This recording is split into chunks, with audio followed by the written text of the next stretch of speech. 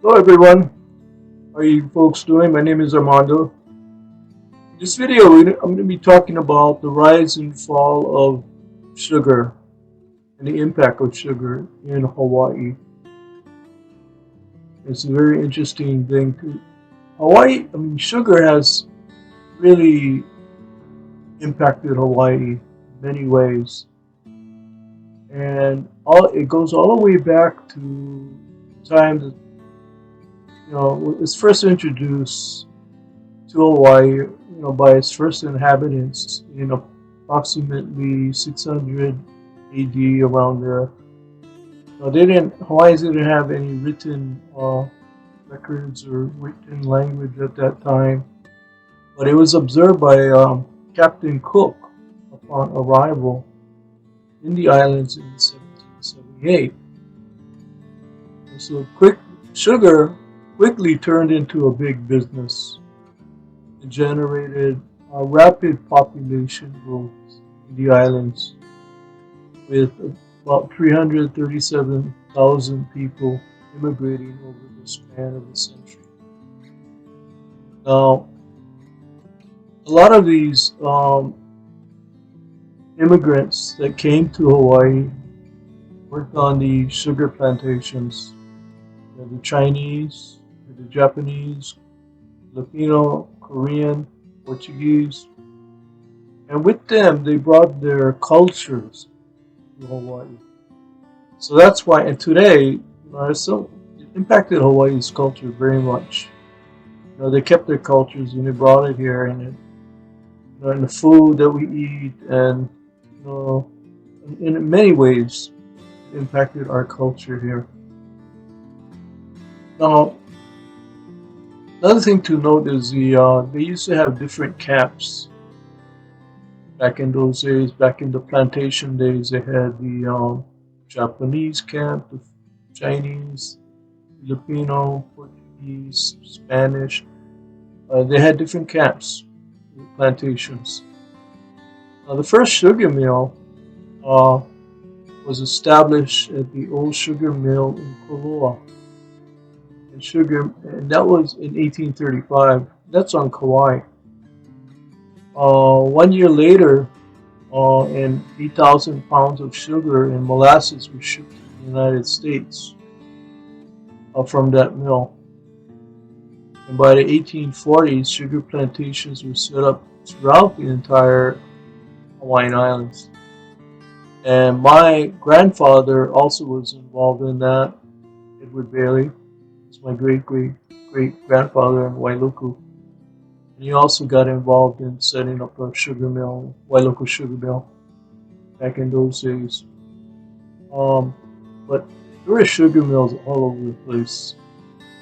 Now, sadly, the last sugar plantation in Hawaii closed in 2016. That was ending over 160 years of sugar production in the state. Now, going back to the native Hawaiians, they cultivated sugar and used it for their food, medicine, and building purposes.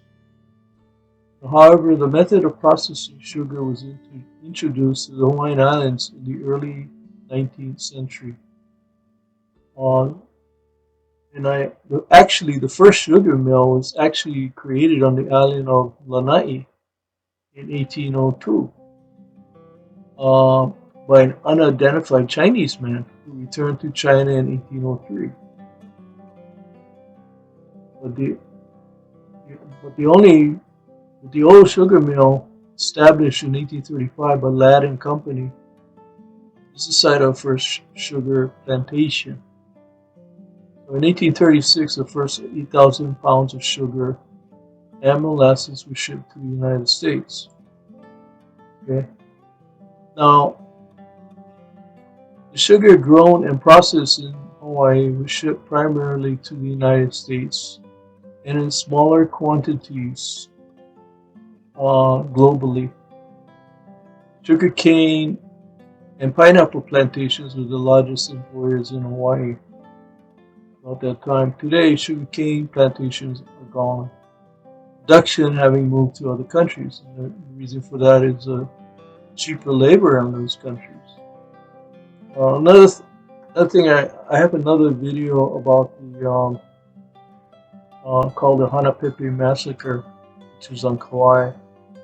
Talked about the striking workers, and most of them were Filipino, and how 16 of them were killed and 4 policemen were killed in that incident in Hanapepe. So that was one of the things that happened with the sugar. Now, another thing I'd like to mention is the Reciprocity Treaty of 1876. Now, King Kalakaua,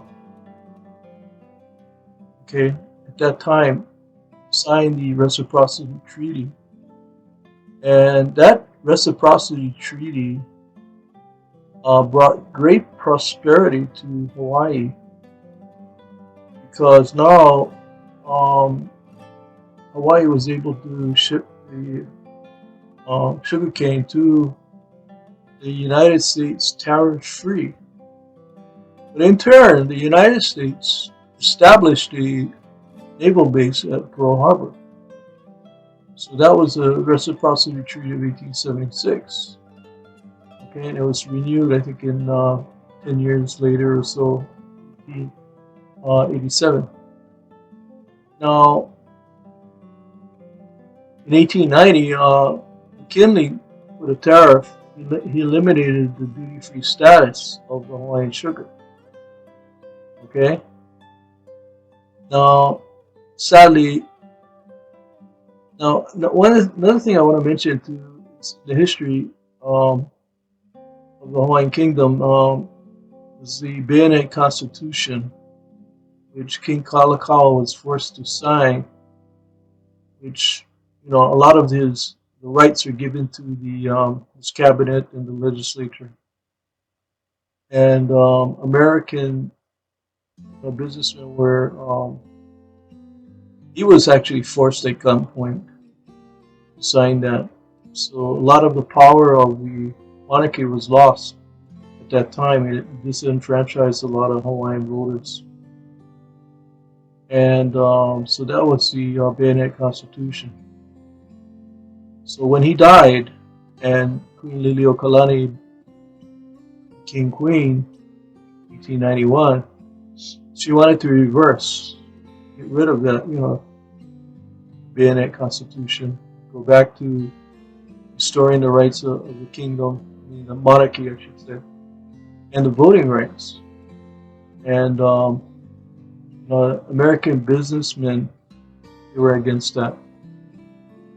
And so in 1893, American businessmen, backed by an uprising against Liliuokalani, that was from the Committee of Safety, overthrew Liliuokalani. And that's when the Republic was formed, and Sanford Dole was first president in 1894. So on the Hawaiian Islands, a group of Hawaiian or American sugar planters, I should say, under Sanford Dole, overthrew Queen Liliuokalani, the Hawaiian monarch, and established a new provincial government with Dole as president. In the coup, the foreknowledge of John L. Stevens, he was the U.S. minister to Hawaii at that time, and 300 U.S. Marines from the U.S. cruiser Boston were called to Hawaii, allegedly to protect American lives. So that was a sad day for Hawaii. Now, going back to that Reciprocity Treaty, it was renewed. The Reciprocity Treaty of 1876 was renewed, and in 1887, a U.S. naval base was established at Pearl Harbor as part of the new Constitution, Hawaiian Constitution. Sugar exports to the United States expanded greatly during the next 4 years, and U.S. investors and American sugar plantations on the islands broadened their domination over Hawaiian affairs. However, in 1981, Liliuokalani, the sister of the late King Kalakaua, ascended to the throne, refusing to recognize the Constitution of 1887 and replacing it with the Constitution, increasing her personal authority. So that's what happened back then. So all of it comes down to sugar, the sugar industry. Now, sadly, when it ended in 2016, the demise of the sugar industry, a lot of the land that was for sugar was overgrown with invasive grass and dried up, could easily cause brush fires. And so I'm not surprised what happened in Lahaina, and it could happen in other areas too. But because of the demise of the sugar industry, a lot of these lands are left unattended. Now they were trying to, I think, place with other products like coffee farms, and they're using trying to grow other things in some lands. When Alexander and Baldwin closed down the sugar plantation, I think they were trying to look at other things to grow on these lands, some of these lands. But the land in Lahaina were just left unattended. And like I said, these invasive grass came there, and it's grown there, and it dried up and caused brush fires. There are a lot of brush fires. And so that's what happened with that. But so when you ask the question, well, what is the impact of sugar to Hawaii? Tremendous. Number one, it brought a lot of employment to workers in Hawaii. But secondly, a lot of these workers were foreign. They were from other countries. So that was a tremendous impact in Hawaii, because now you had all these different cultures coming in. You had all these, and from Japan, the Japanese, they had I think it was like a 3-year contract. So they'd come here, they work for 3 years, save the money, and they could go back to Japan. A lot of them stayed.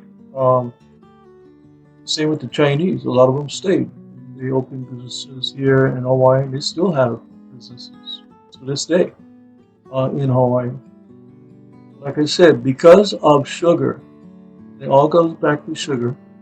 A lot of these cultural diversity of Hawaii was, impacted.